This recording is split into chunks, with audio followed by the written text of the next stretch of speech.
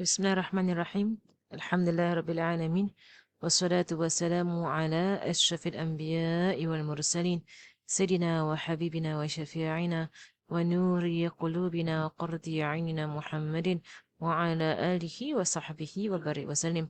نوينا تعلم وتعليم وتذكر وتذكر والنفع والانتفاع والإفادة والاستفادة والحث على التمسك بكتاب الله وسنة رسوله صلى الله عليه وآله وصحبه وسلم، ودعاء إلى الهدى ودلالة على الخير، ابتغاء وجه الله ومرضاته وقربه وثوابه سبحانه وتعالى، مع لطف وعافية برحمتك يا أرحم الراحمين. اللهم إنا نسألك العلم لدني ومشرب الصافي الهني يا وهاب يا غني. اللهم إنا نسألك العلم لدني ومشرب الصافي الهني يا وهاب يا غني. اللهم إنا نسألك العلم لدني ومشرب الصافي الهني يا وهاب يا غني. وصلى الله على سيدنا محمد وعلى آله وصحبه وسلم، والحمد لله رب العالمين. آمين آمين آمين. Alhamdulillah, Alhamdulillah, Alhamdulillah. We continue with our Safinatun Najah. We're quite close to the end. Alhamdulillah. Right, we're right now at Saum, and then after Saum is Hajj and Umrah. Right, so which means that we have quite a number of lessons to go. Right, we have today's the first week of Sha'ban. We have 4 of Sha'ban to go, and then we have 3 of Ramadan online. All of Ramadan will be online. And then we have, if I'm not wrong, there'll be a break in Ramadan. I think 1 week break, and then it's like a 1 week break Shawwal. Usually lah, 1 or 2 weeks break Shawwal. And then if I'm not wrong, it's gonna open up, and then it's gonna be your exams, or like 1 week and then your exams, more or less lah, around there. Right, so she actually have quite a lot of time. Inshallah lah, I say but not enough time. Okay, okay, so Bismillah. Yes. This time exam is in July. No, I usually is before June. Usually, right? So Ramadan is April. Ramadan April. Then we have March and then April Ramadan already. Right. So most likely May. Most likely May exam. But that's the thing they give us is in July. July, is it? Oh, that means after June, is it? Okay lah, then July lah. Then you have the whole of June to study Tak June nak relax. But June study, is it? Okay lah, then the exam is in July. InsyaAllah. Right, so which means that I will mark a paper later after that. Okay. Now it's all probably gonna be written, since the magic can open, right? So the exam's probably gonna be written. That I cannot do automated marking already. Right, last time all automated marking so easy. Inshallah. But never mind, Alhamdulillah, kulli hal. Okay. Bismillahirrahmanirrahim. Right, so we're continuing with our fasting. Right, so Allahumma salli ala Muhammad. Right, so the last time round we finished with the integrals of fasting. Right, of the there are 3 main integrals, right? Basically to intend and then fast. Basically, fasting is one of the most of the easiest forms of worship. I know of some people, and it's something that is it's a sort of mentality that's been passed around.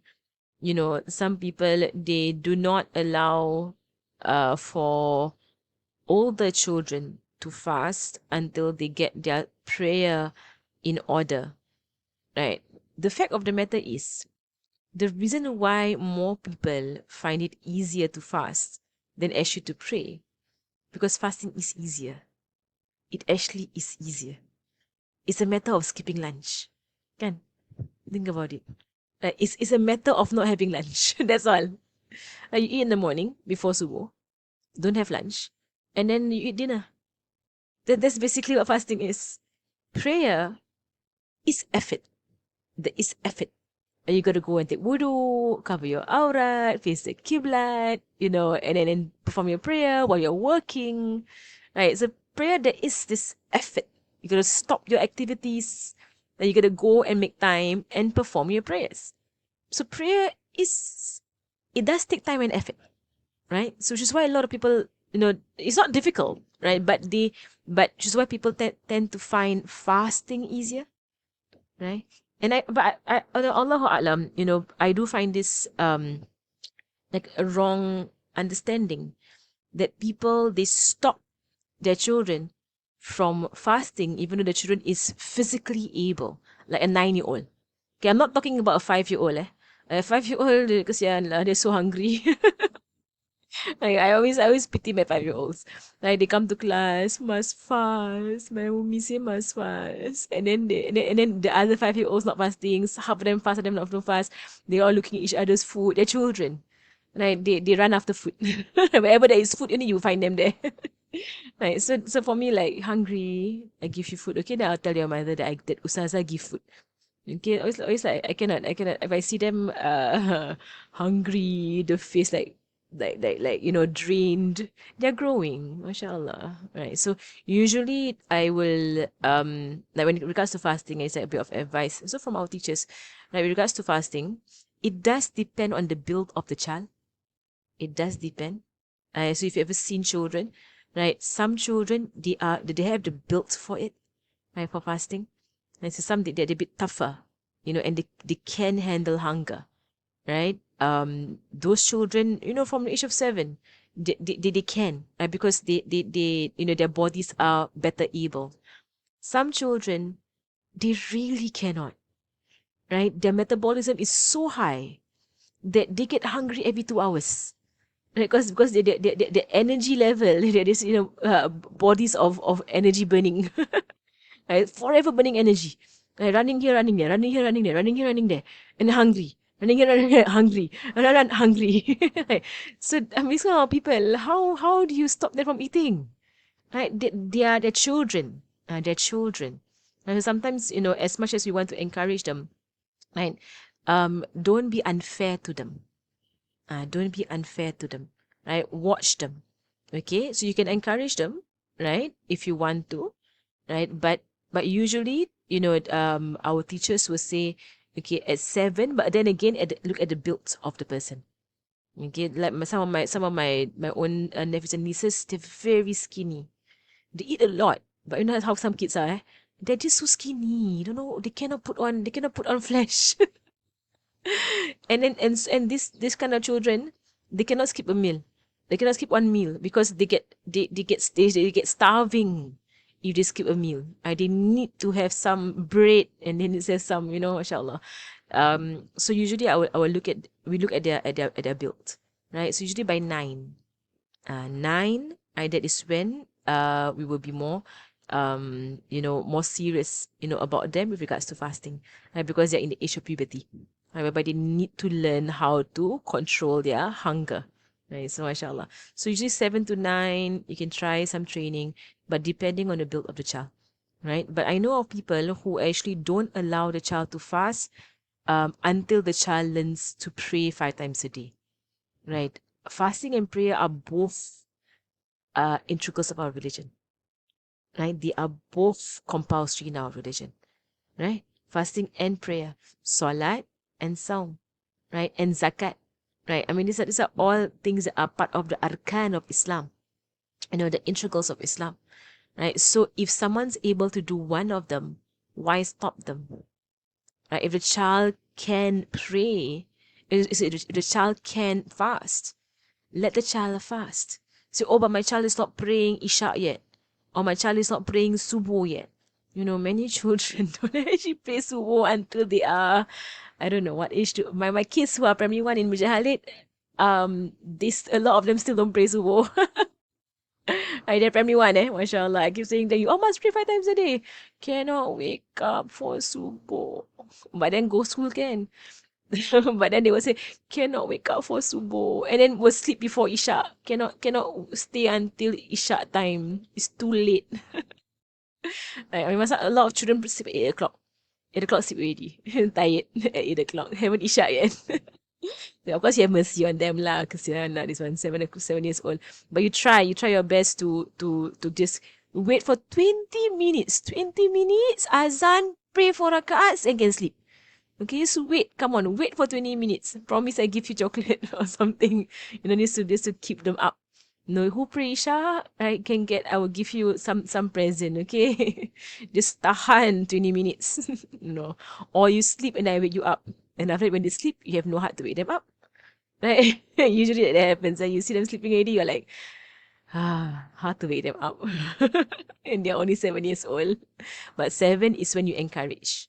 You're encouraging them on the prayer, right? 9 is when you get very you get stern lah on it, right? But whatever they're able to do, let them do, right? So I'm mentioning all this because that I've seen people who don't allow their kids to fast when their kids are able to fast, right? But it's just that and the reason why they don't allow their kids to fast is because the kids are not praying the 5 times a day prayer.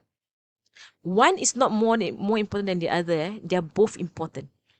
Right? Fasting in Ramadan is important. It's as important as solat 5 times a day. They're both important.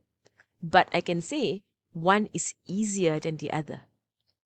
Right? Fasting in Ramadan is actually easier.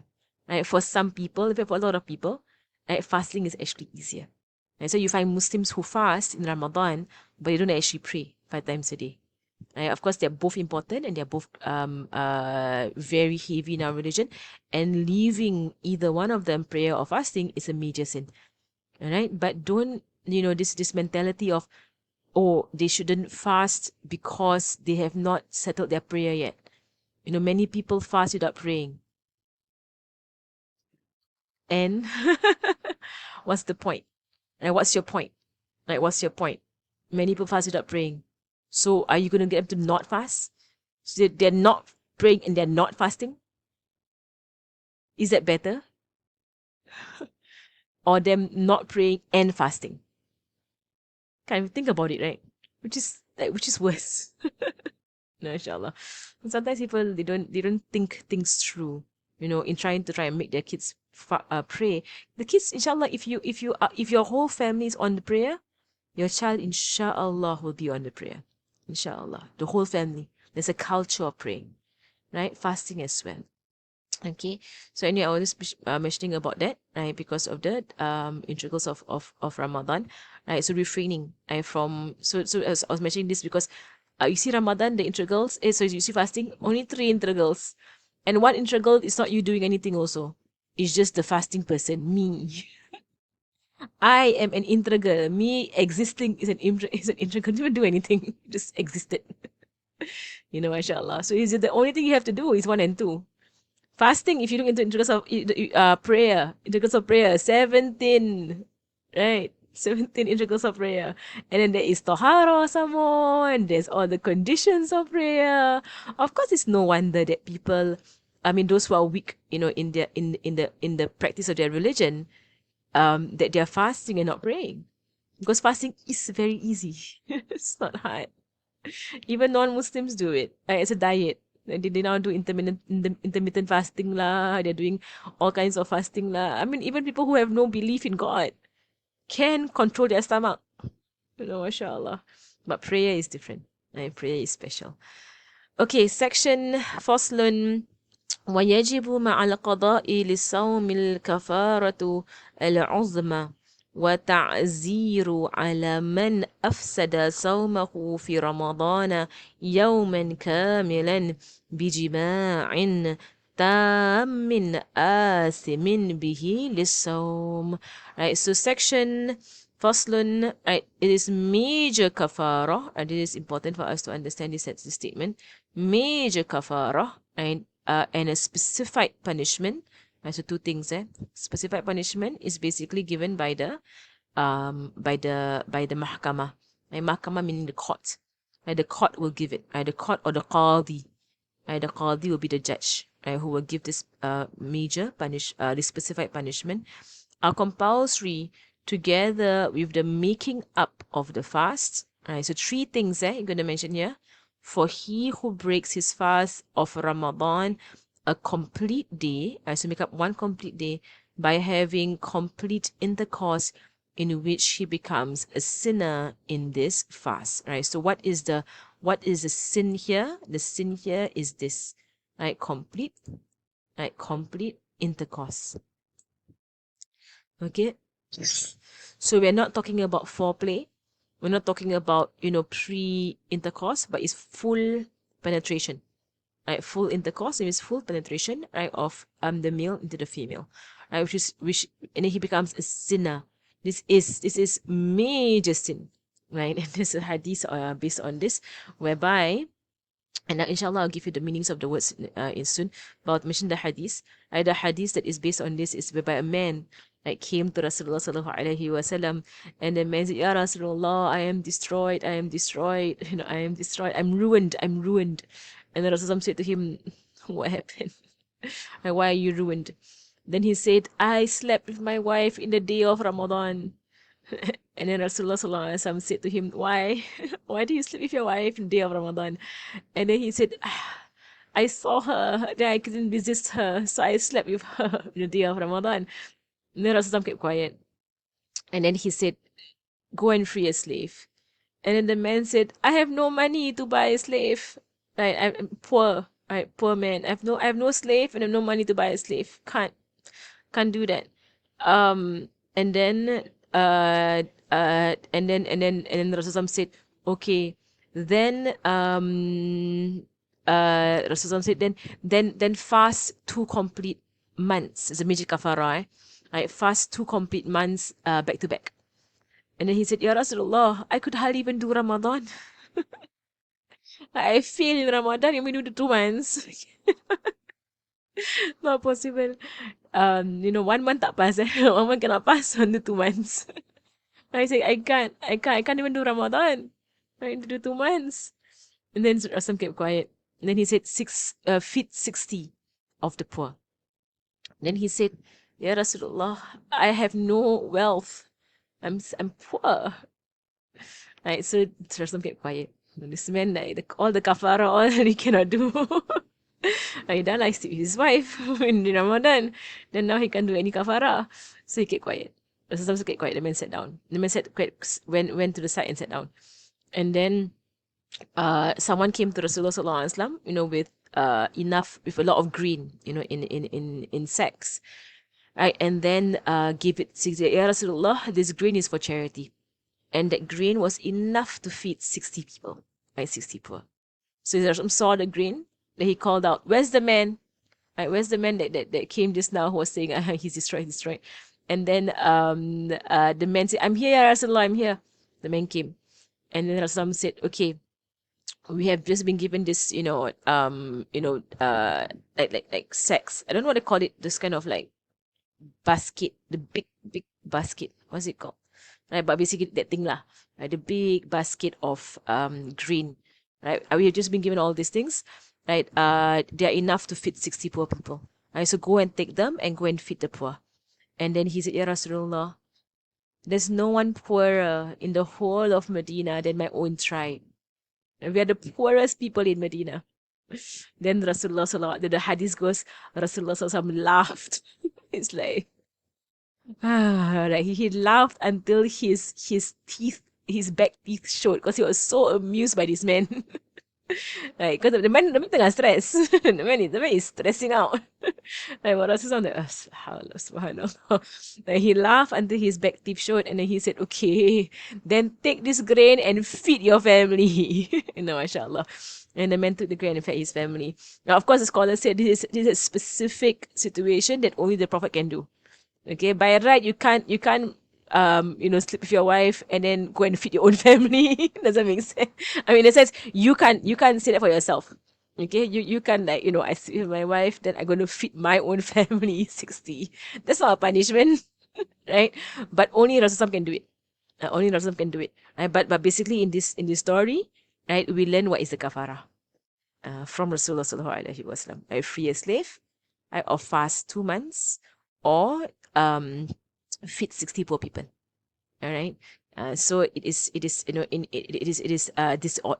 order, it's in order, right? So if you can, first thing to do is feed a slave, free a slave. If you can't, then fast 2 months. If you can't, then feed 60 poor. And there's a story once of Imam Malik, whereby a king, right, summoned Imam Malik, and then asked Imam Malik, if I slept with my wife in Ramadan, what's the kafara? Like, what's the punishment? I mean, the kafara is like an expiation or a fine. Okay, it's separate from this one day you must make up the fast. So that one day of Ramadan that was nullified because of sleeping with the wife. And the kafara is only on the man. Woman tak kena anything at all. Woman just fast that one day. Your husband has to pay everything. Like you actually don't not because you're not the doer. He's the doer. Like, it's his fault. Right. So you don't nothing on you. So nothing on you. Right. So of course it's sin if you were the one who seduced him lah. Then you are sinful lah because Ramadan. Like, you're not respecting Ramadan. Right, but technically the kafara only on the man. Right, we all no fasting 2 months in a row. No all this all don't have. You all just fast one day for that one day of broken fast. Right, but it's major sin lah. It's kaba'ir. It's major sin, right, to sleep in with your spouse in the day of Ramadan. So anyway, there's this Allahumma salli Muhammad. There was this king, right, who summoned Imam Malik, and his students were with him to the court of the king. And the king said, what's the punishment if I sleep with my wife in the day of Ramadan? And Imam Malik, right, said fast 2 months in a row. Right, he skipped the first one. They're actually in order, right? Free a slave. And then second option is, in order. If you can't do this, do that. If you can't do this, do that. Right? So it's not a choice, but it's if you cannot, then this. If you cannot, then this. Right? So it's not a choice. Okay, but it's actually in order. So Imam Malik says, go and fast 2 months in a row. And then the students all know that actually the first one is to free a slave, right? But they all kept quiet because Imam Malik, of course, knows that also lah, right? You don't want to correct Imam Malik, kan? It's just Imam Malik, right? He knows his ruling, right? So they all kept quiet.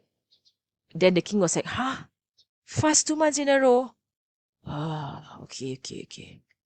Okay, then I'll never sleep with her ever again in Ramadan." He did it once, right? He slept with her in Ramadan. So I'll never sleep with her again in Ramadan. Fast 2 months in a row. That's heavy. And then so when they all left, they said, "Oh, Imam, why do you tell the king fast 2 months in a row when you know that the first one is to free a slave? Why don't you tell him that?" Then Imam Malik said, "You see, the king is a rich man. Freeing a slave is not a big deal for him. If I told him free a slave, he might sleep with his wife every single day in Ramadan and just free a slave for every single day. Right? He's not going to respect the law. But if I tell him fast 2 months as a punishment, he's not going to sleep with his wife. Because fast 2 months is difficult. Like freeing a slave, if you're a rich person, buy one, stay free. Buy one, stay free. Every day you sleep with your wife, buy one, stay free. Then there's no respect for the law of Allah subhanahu wa ta'ala. So Imam Malik used discretion and his wisdom. He saw that this man, you can't tell him about the slave thing. Because otherwise he's just gonna abuse the Sharia. And he's just gonna free slaves every day. And not care to keep his fast. But if you tell him 2 months of punishment, kena fasting for 2 months, everybody's scared. Fast for 2 months straight. And these 2 months, right? If you break one day, the whole thing restarts. Subhanallah. Who is going to sleep with their wife now? The thought of having to fast for 2 months straight in a row, not even given a day off. You have no day off. You're going to go straight 60 days. Subhanallah. Never, subhanallah. MashaAllah. Okay, so so this is the situation. Okay, so kafara. Right, so kafara, it is from the same word as kafara, which is kafir. Right, kafara, which means to cover up. Okay, kafara in Arabic actually means to cover up. Right, a kafir in Arabic originally means a farmer, because a farmer covers up the seeds. Right, a farmer plants seeds and covers up the seeds. So they got kafir. The kafir in Islam is called a kafir because they cover up the truth. They see the truth and they cover it up. Like Abu Jahl. And so this is why the term kafir is a very specific term. It's someone who saw the truth, recognizes the truth, and then denies it. To kafir. And most people are actually non-Muslims. They have never seen the truth. They don't know the truth. They're not covering up anything. They're just unaware. You call them unaware. They're unaware of the truth, right? But they're not actively trying to deny the truth. Unlike like Abu Jahal, Abu Lahab, the time of Rasulullah, these are people who actively denied and they actively covered the truth. So they are called kafir, right? In the real sense of the word, right? In the meaning of the word, right? So kafara, it means to cover up. Let me just write down the apa? Write down the definition, right? So kafara. Let's put it at the side here. But now I'm going to put it at the side so that it does not uh, come in the way of the text. So kafara, right? Linguistically speaking. Okay, so kafara, right? It is to cover over. Okay, to cover over. All right. So in the Sharia,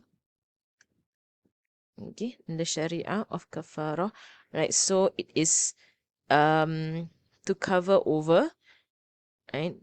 To to cover over a wrong doing, right? Uh by what do you use it in English? What do you by something a penalty? What's the word in English? By fulfilling, is it a penalty by fulfilling it? What's the word in English? By paying a penalty. Paying paying, I guess. What's the correct word for penalty? Never mind. By paying a penalty. What do you do with a penalty? By okay, never mind. Okay, by paying a penalty lah. Are you gonna pay a pet? It sounds so wrong, right? It's not paying a penalty, right? It's see lah. Now I'm like bothered by the English. By? By what a penalty? Anyone knows? What do you do with penalties? Kick them. Why do you by?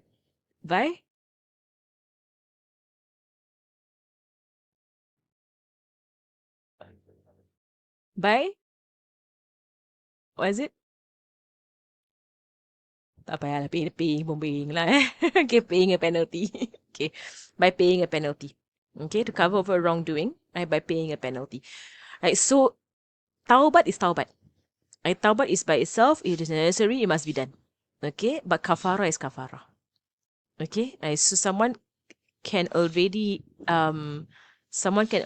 repent from doing what the man came, I'm destroyed. He has repented. But kafara must pay kafara.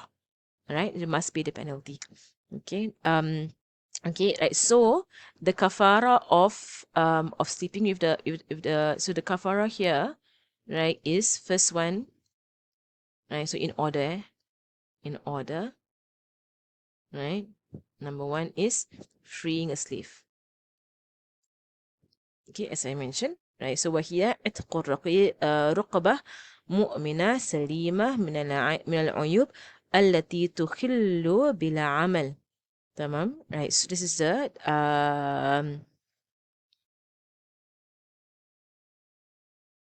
okay, now, right, so this is freeing a slave. Okay, then number two, right, is fasting.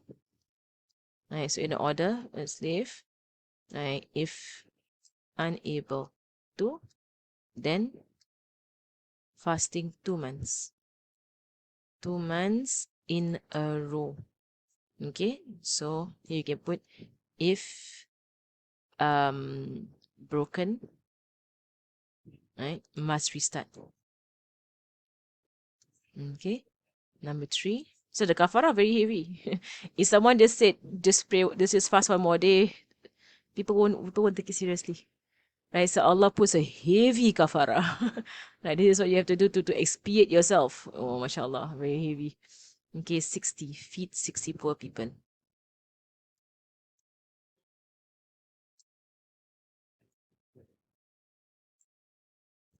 Okay. Right. So فصيام شهرين متتابعين عند عدم رقبة. Right. So when you cannot find, if you're unable to, if you're unable to free a slave, right? If unable to, right, then okay. فإطعام 60 مسكينا أي تمليك كل واحد منهم مدة طعام عند إن العجز عن الصوم. Right, so feed 60 poor people, right, 1 mud. Right, 1 mud is basically what you give when you give when you do your zakat, right? So basically you have to go and speak to those who know about this lah. Right, so usually if people need right to pay a kafara, they will have to go to the respective authorities, right, or go to people who know right about it, and then do it. Okay, so most people should be able to do number 2. But right now we have no more number 1. There's no more freeing a slave.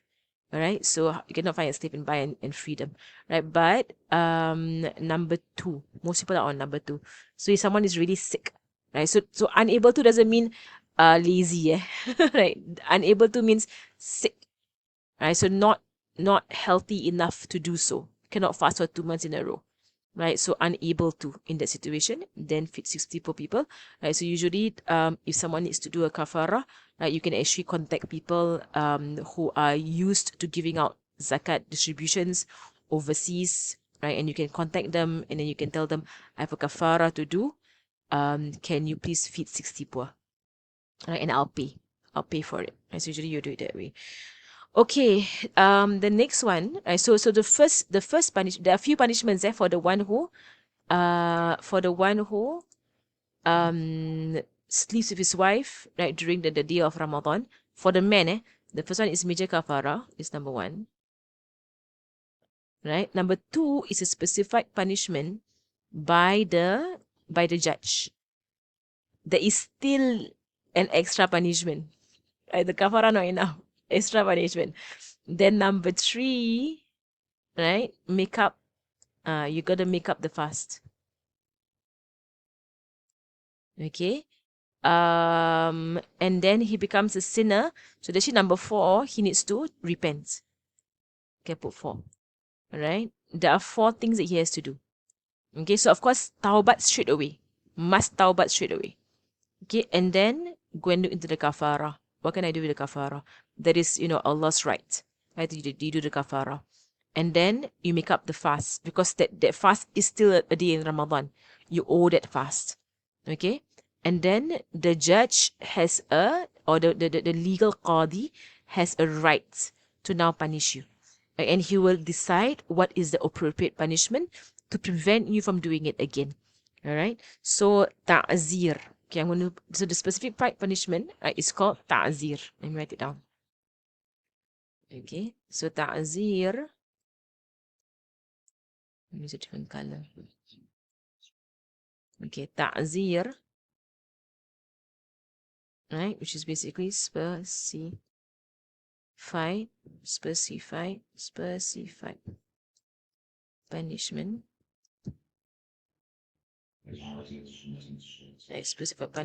It is a ta'zir. It means like a warning. Okay, so in the language it means right ta'dib, which is a discipline, a disciplinary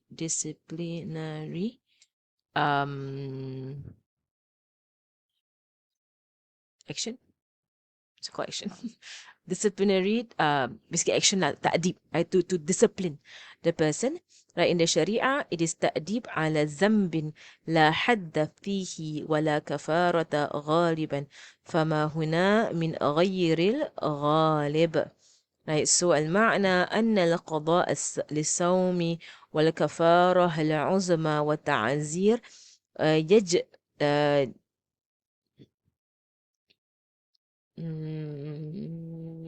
Right, so all of them are put together, right? And this is for the one who sleeps with his wife during the day of Ramadan. So the Sharia of it, right? A disciplinary action that is done for a major sin, right? Especially if there is no specific punishment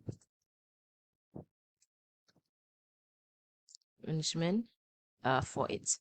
Okay, so for example, right, like we know in Islam, stealing is a specific punishment, cutting off the hands, right? Murder is specific punishment, which is the person gets to be murdered, right? To be given the capital punishment, right? To be killed, or there can be blood money.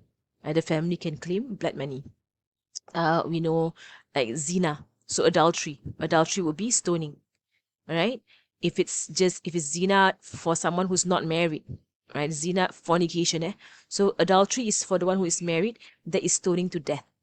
Okay, for the one who's married, if they are caught doing adultery, stoning to death. For the one who is unmarried, if they perform fornication, is lashes, but not to death. Lashes. Okay, it's lighter. Of course, lighter lah. If you're married, already have halal, right? So if unmarried, then the punishment is a bit lighter. But still lashing lah, right? There is the whipping, right? So there are specific designated punishments, right, for these crimes, for these sins or these crimes, and major. I put major sin or major crimes, sin/crimes, right, in Islam, right? So this ta'zir is a concept whereby if there is a major sin that is being done, right, or a crime that is being done, right, but there is no specific law in the Sharia about it, right, as to what is the punishment, then the judge can decide. So the judge decides that, okay, for the one who sleeps with his wife during Ramadan, okay, whip him 10 times, for example. Right? Or the judge decides that the one who sleeps with his wife during Ramadan, okay, for this person to be jailed, for example. Okay, or do some community work, or whatever lah. So the judge can decide what is the punishment, right, on this person, because it is not mentioned in the Quran, right, about what is the punishment, but the kafara is mentioned, right? So he can do that. All right. So with regards to who this 1, 2, 3, 4 is on, right? The 1, 2, 3, 4 that I just wrote out here, 1, 2, 3, 4. Right? Who is it on? It is on the male first and foremost. It's on the male, right? Not. Let me see here.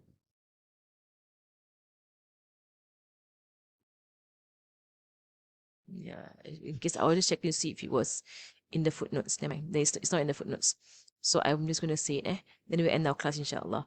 It has to be a male, right? It has to be that the intercourse is the one that broke the fast, right?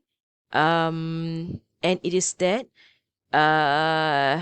on no sorry this intercourse is done on purpose. So the first one is male. Write it down for you all lah. Okay, the hukum of this kafara. All right, on conditions. Say conditions. Right, conditions.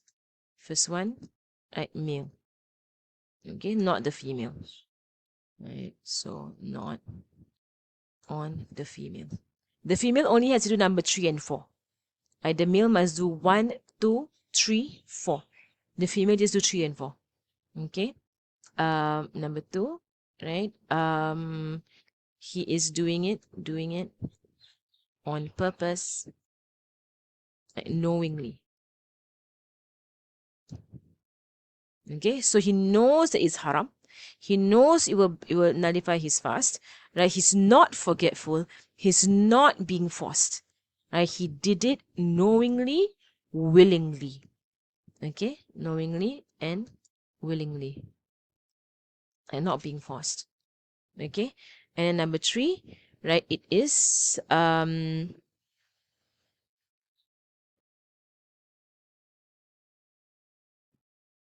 right, so it is, and then number 3, it is the fast of Ramadan, right, the right nullifying, so it nullified the fast of Ramadan. Right, so if this happened for any other fast, there's no kafara lah. It's only specifically um it's only specifically for the fast in Ramadan, and then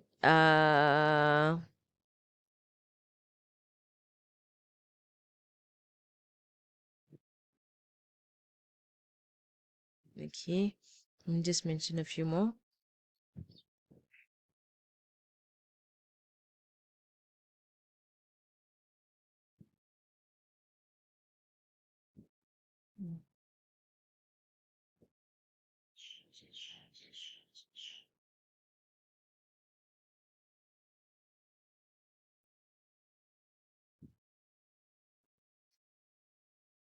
Mm, okay, right, and then is on the one, right, the one who has no concession to break the fast, right? So for example, if someone is a traveler, okay, so if a man and his wife, they are traveling, they actually already have concession to break their fast because they're traveling, right? So if they have intercourse while they're traveling, there is no kafara, right? Because they don't have to fast anyway. Right? It is not wajib on them to fast. So they can intend, right, that they're breaking their fast, seeking the concession in the religion that the traveler does not have to fast. Right? The traveler is allowed to not fast. Right? So even though they're not eating, they want to just have intercourse, right? There is no kafara on them. Okay. Naam. Um,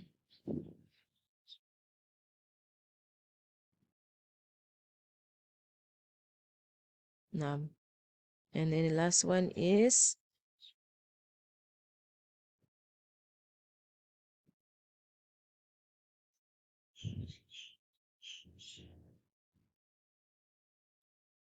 okay. Same thing also. For the one who is sick, not well. So anybody who has a concession to break the fast, if they have intercourse, they already have a concession in the first place, right, to actually break the fast.